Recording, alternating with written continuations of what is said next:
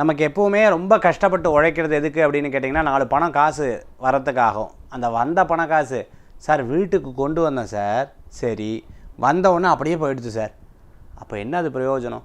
நான் உபயோகப்படுத்தி பார்த்துருக்கேன், நீங்கள் உபயோகப்படுத்தி பாருங்கள். நிறைய பேருக்கு சொல்லியிருக்கேன், அவங்களும் அதை பிரயோஜனப்படுத்தியிருக்காங்க. நம்ம ஆன்மீக தகவல் நிறைய பேர் இதை ஃபாலோ பண்ணுறாங்க. அதாவது அதிலிருந்து வர ஏலக்காவை எடுத்து வச்சு பார்த்தீங்கன்னா இன்னும் உங்களுக்கு ஒரு பெரிய பலன்களை கொடுக்கக்கூடியதாக இருக்கும். ஏன்னா விக்கிரகத்து மேலே பட்டு வரக்கூடிய அந்த ஏலக்காய் எவ்வளோ சக்தி வாய்ந்ததாக இருந்துருக்கும்னு நினச்சி பாருங்க.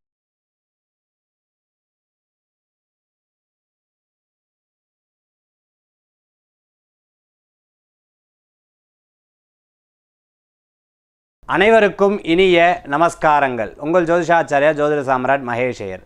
அதாவது நமக்கு எப்பவுமே ரொம்ப கஷ்டப்பட்டு உழைக்கிறது எதுக்கு அப்படின்னு கேட்டிங்கன்னா 4 பணம் காசு வரத்துக்காகும். அந்த வந்த பண காசு சார் வீட்டுக்கு கொண்டு வந்தேன் சார், சரி வந்தவுடனே அப்படியே போயிடுச்சு சார், அப்போ என்ன அது பிரயோஜனம்? எங்கள் ஆற்றுக்கு அப்படியே கொண்டு வந்து அப்படியே போயிடுச்சு சார். நான் பேங்க்கில் கேஷியராக மட்டும்தான் இருந்துட்டுருக்கேன், பணத்தை பார்க்குறேன், ஆனால் என்னோட சொந்தமாக இல்லை.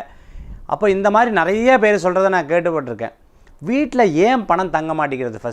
ஃபஸ்ட்டு உங்களுடைய வீட்டு வாசல் இருக்குது பார்த்தீங்களா, அது உங்கள் ஜாதகத்துக்கு உகந்ததாக இருக்காங்கிறத நம்ம பார்க்கணும். வீட்டில் லக்ஷ்மி கடாட்சம் கொண்ட அந்த வீட்டு மனையாக இருக்கா, அந்த பூமிக்கும் அந்த இடத்திற்கும் அந்த அமைப்பு இருக்கான்னு பார்க்கணும். நம்பர் 2, சரி சின்ன பரிகாரம் சார், எங்கள் வீட்டில் ஃபஸ்ட்டு நல்லா தங்கணும், அதுக்கு பெரிய மாற்றம் கொடுக்கணும், என்ன பண்ணணும் அப்படின்னு கேட்டிங்கன்னா நான் உபயோகப்படுத்தி பார்த்துருக்கேன், நீங்கள் உபயோகப்படுத்தி பாருங்கள். நிறையா பேருக்கு சொல்லியிருக்கேன், அவங்களும் அதை பிரயோஜனப்படுத்தியிருக்காங்க. நம்ம ஆன்மீக தகவல் நிறைய பேர் இதை ஃபாலோ பண்ணுறாங்க. அதாவது பச்சை கற்பூரம் ஏலக்கான்னு சொல்லுவாங்க. இந்த பச்சை கற்பூரம் ஏலக்காய் எப்போவுமே பார்த்துட்டிங்கன்னா உங்களுடைய வாலெட், உங்களுடைய பர்ஸ் இதில் போட்டு வைக்கணும். 2வது உங்களுடைய கேஷ் பாக்ஸ்லேயும் இதை போட்டு வைக்கிறது ரொம்ப வழக்கத்தை கொடுக்கக்கூடியதாக இருக்கும். பச்சை கற்பூரம் ஏலக்காய் இது அவ்வளவு மகத்துவம் வாய்ந்தது. பச்சை கற்பூரங்கிறது ஒரு பெரிய மூலிகை. அது மாதிரி ஏலக்காய் அப்படிங்கிறது மகாலட்சுமியின் கடாட்சம் கொண்டது. அப்பேற்பட்ட இந்த பச்சை கற்பூரமும் ஏலக்காவும் நீங்கள் உங்களுடைய வாலெட்லேயும், உங்கள் சுவாமி பூஜை அறையிலையும், உங்கள் தங்கம் வைக்கக்கூடிய இடத்துலையும், வீட்டில் கேஷ் வைக்கக்கூடிய இடத்துலையும், எந்த இடத்துலலாம் நீங்கள் சேமிப்பீங்களோ அந்த இடத்துலையும், உங்கள் ஆஃபீஸாக இருந்தது அப்படின்னு சொன்னால் உங்களுடைய கேஷ் பாக்ஸ்லையும் வச்சுக்கிறது ஒரு அற்புதமான பலன்களை கொடுக்கும். இன்னொரு விஷயம் நான் உங்களுக்கு சொல்கிறேன். ஏலக்காங்கிறது பார்த்துட்டுன்னா அதுவும் கோயிலில் போட்ட சுவாமிக்கு போட்ட ஏலக்காய் மாலை இருக்குது பார்த்தீங்களா, அதிலிருந்து வர ஏலக்காவை எடுத்து வச்சு பார்த்தீங்கன்னா இன்னும் உங்களுக்கு ஒரு பெரிய பலன்களை கொடுக்கக்கூடியதாக இருக்கும். ஏன்னா விக்கிரகத்து மேலே பட்டு வரக்கூடிய அந்த ஏலக்காய் எவ்வளோ சக்தி வாய்ந்ததாக இருந்துருக்கும்னு நினச்சி பாருங்களேன். நம்பர் 1.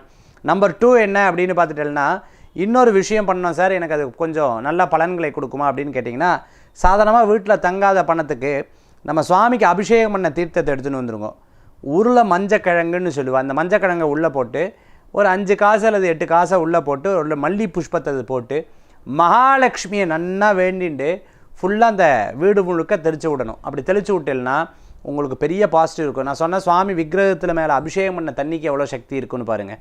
அதுக்கப்புறம் உள்ளே இருக்கக்கூடிய காசு மஞ்சள் அது குரு, அடுத்தது காசு அது சுக்கிரனுடைய ஆதிக்கம் கொண்டது, புஷ்பம் அது செவ்வாயும் குருவுடைய ஆதிக்கம் கொண்டதாக இருக்கும், தண்ணீர் சந்திரனுடைய ஆதிக்கம் கொண்டதாக இருக்கும்.